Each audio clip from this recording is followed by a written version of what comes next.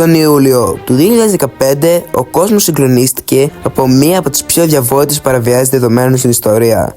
Το σκάνδαλο της Ashley Madison. Αυτό που ξεκίνησε ως μια διακριτική πλατφόρμα για εξωζυγικές σχέσεις μετατράπηκε σε μια παγκόσμια αποκάλυψη προσωπικών αδιακρισιών και ψηφιακών ευπαθειών. Σύμφωνα με μια αναφορά του Krebs Security, στις 19 Ιουλίου το 2015 όλα ξεκίνησαν με μια ομάδα που αυτοαποκαλούνταν The Impact Team. Ισχυρίστηκαν ότι ανέλαβαν την ευθύνη για την παραβίαση των διακομιστών της Ashley Madison, αποκτώντας πρόσβαση στις προσωπικές πληροφορίες πάνω από 30 εκατομμυρίων χρηστών. Η παραβίαση δεδομένων της Ashley Madison ήταν πρωτοφανή σε κλίμακα.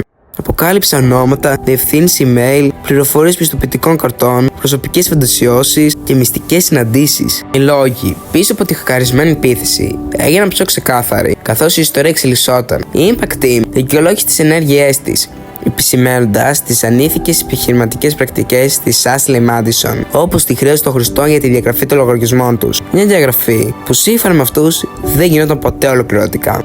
Η Impact Team συγκλώνησε την κοινωνία δημοσιεύοντας τεραμπάιτ κλεμμένων δεδομένων στο Dark Web με ακραία ακρίβεια. Ζωές άλλαξαν ανεπανόρθωτα, καριέρες καταστράφηκαν και γάμοι διαλύθηκαν. Στη συνέχεια, η Ashley Madison αντιμετώπισε έντονη κριτική και νομικές επιπτώσεις. Ο CEO της εταιρείας παραιτήθηκε, ενώ κατατέθηκαν πολλαπλές αγωγές εναντίον της για μέλη προστασία των δεδομένων των χρηστών. Η παραβίαση δεδομένων της Ashley Madison λειτουργήσε ως καμπανάκι αφύπνισης τόσο για τις επιχειρήσεις όσο και για τα άτομα. Τόνισε τη σημασία ισχυρών μέτρων κυβερνοασφάλειας και την ανάγκη για τη διαφάνεια στη διαχείριση ευαίσθητων πληροφοριών.